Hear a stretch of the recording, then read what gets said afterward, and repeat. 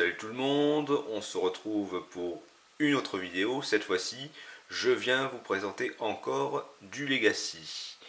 Le deck que je vous présente, il s'agit d'un deck bug. Alors précisément, c'est le deck bug qui a gagné l'année dernière un grand prix par Ray Duke, un des plus puissants joueurs de Magic dans le monde. Et il a joué cette liste de bugs qui est assez différente de tous les bugs qu'on connaît à peu près, qu'on a pu voir jusqu'à présent, car c'est un jeu bug qui n'a pas spécialement besoin du noir pour tourner. On a pu voir qu'avec le temps, les decks Team America Bug Charless, qui sont les jeux bugs les plus joués, dépendent énormément du noir pour tourner. Celui-ci, au final, n'en a pas trop besoin par rapport à ces jeux-là. Il en dépend beaucoup moins. Alors, voyons la structure du jeu. Alors, les créatures. Donc, Deathray Shaman, qui est une base cruciale des deck bugs et même une base cruciale du Legacy. Noble Hiérarque, qui est joué ici, car on va vite voir l'intérêt du jeu, mais c'est toujours très bien car ça permet de générer soit du bleu, soit du blanc, soit du vert. Alors le fait qu'on joue pas blanc, parce qu'on joue du noir, malheureusement il ne fait pas de noir. Mais bon, on ne peut pas tout avoir non plus. Léovold. Léovold, alors 3-3 pour 3. Ce qui est appréciable avec lui, c'est que chaque adversaire ne peut pas piocher en dehors de sa face de pioche classique. Et à chaque fois qu'un permanent que je contrôle ou que moi-même je suis la cible de sort ou de capacité que l'adversaire contrôle, je pioche une carte. Donc ce qui est quand même marrant, c'est qu'on le cible, on pioche, l'adversaire tente de nous faire Westland, on pioche, bref, il tente de tuer nos créatures, on pioche. C'est juste super. Généralement, ce qui est intéressant, mais vraiment intéressant avec Léovold, c'est de pouvoir le poser très tôt, déjà contre tous les matchs miroirs de bleu, et aussi contre les jeux Storm et les Schwentel. Déjà contre Storm, alors ce qu'il faut savoir, c'est qu'on peut le poser seulement au second tour. On fait soit T1 Fetch Deathray Shaman ou T1 Noble Hiérarque, il suffit d'avoir un autre land au second tour, on le pose, si ça passe, le jeu Storm remballe tout de suite. Et c'est un peu pareil pour Schwentel, mais quoique un peu moins. Étant donné qu'à la base je suis un joueur de Schwentel version Omniscience surtout, j'ai souvent galéré face à un Léovold en face. J'ai même très souvent perdu à cause de lui. C'est vraiment très pénible. Il coupe Brainstorm, Ponder, Préorden, enfin tous les pioches, Jace, c'est juste très pénible. Voilà. C'est pour ça que c'est une carte importante à avoir quand on joue bug.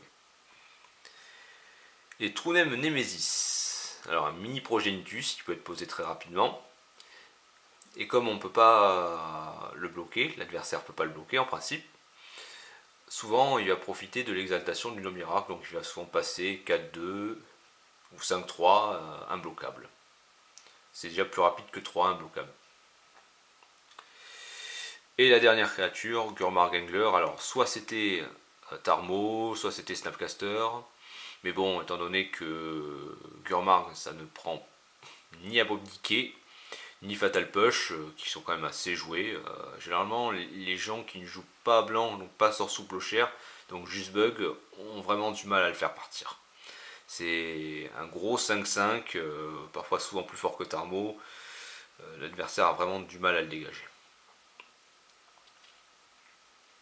Ensuite, la base cruciale du jeu, donc Brainstorm Force of Will Days, base du Legacy, on ne présente plus, Ponder, en 3 exemplaires, et Saisie des pensées.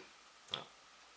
Saisie des pensées, c'est vraiment bien quand on commence à faire tour 1 ou tour 2 saisie et une Force of Will en backup.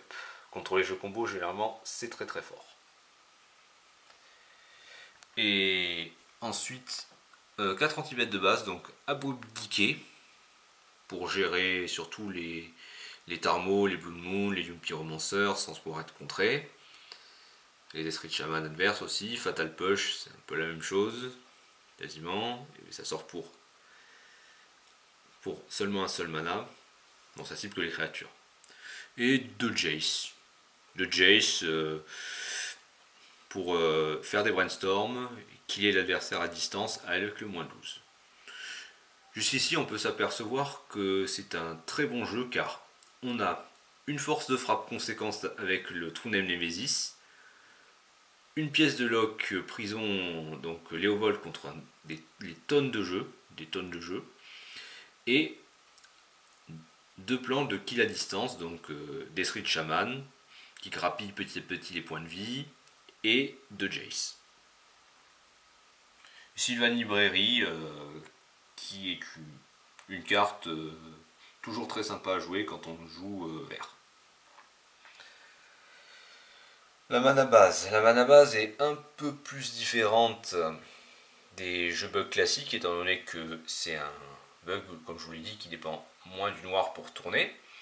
Donc, les fetch, donc 2 verdant, 2 polluted et 4 misty. Misty quand même un peu plus important ici, étant donné que le jeu va plus être axé sur le bleu-vert que le bleu-noir ou le noir-vert.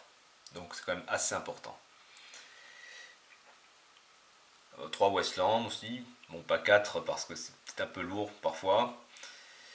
2 Mersout, 3 Trop, un Bayou et 2 basiques de chaque. Alors pour ma part, je fais 2 basiques de chaque pour essayer de mieux résister à Westland, à Blue Moon. Voilà, d'où l'intérêt des 4 Misty Rainforest. Ensuite, la table de side et les cartes qu'on a en side. Donc, tout en détaillant un peu les match-up, JT du Mezawa pour faire face aux agros et contre les jeux burn aussi. Dread of Night et Froid de la nuit contre tout ce qui est Descent Taxis. Vu que toutes les créatures blanches gagnent -1/-1. Hydroblast contre les jeux rouges et aussi contre les jeux Blue Moon et les jeux Sneak Attack. Diabolique Edict contre Dardeps aussi, les jeux qui ont un seul kill d'une créature. Pulsation du Maelstrom, pour pouvoir gérer des doublons. Donc double Tarmo, double Gurmarg adverse, Yumpi Romanceur, Toxic Déluge qui rentre contre quasiment tous les agros du format, Descent Taxis, Elfball c'est pas mal. Voilà.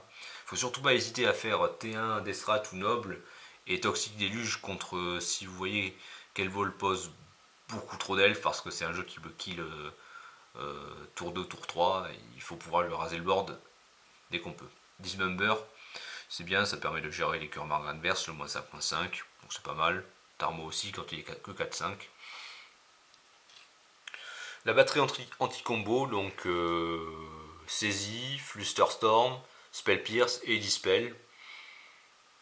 Dispel qui se rentre aussi contre les jeux qui jouent pas mal sur les instants, donc ça permet de contrer des Force of Will gratuitement, c'est plutôt pas mal. Les Fatal Push, ça compte des anti-bêtes, et c'est plutôt bien. L'anti-cimetière, donc Gravity Urkage, je vous l'ai dit dans plusieurs vidéos, contre Headball, Storm, pour le bloquer Plastine Flame, Dredge et Reanimator, Surgical Extraction qui rentre aussi contre les combos qui jouent avec le cimetière et aussi contre Show and Tell, pouvoir dégager Omniscience, Sneak Attack, enfin les tons qui jouent, Aiguille à sectionner, et ça bloque les Planeswalkers adverses, donc Liliana, parfois les Manland, mais aussi ça bloque Port Richadans, qui joue dans Descent Attack, et Sneak Attack, pour empêcher l'adversaire de bourrer avec Sneak Attack, il ne peut plus mettre ni Crixolbrand ni Miracle en jeu. Et une Ceremonious Rejection pour contrer les jeux incolores, donc aussi Calice du Vide, Trinisphère, les Eldrazi, quand il joue pas sur Caverne des âmes, c'est toujours très très bien. Voilà, Donc c'était la présentation de mon deck Bug Trunem qui a été joué par Edjuk. J'espère que cette vidéo vous plaira et je vous dis à bientôt pour d'autres vidéos. Ciao.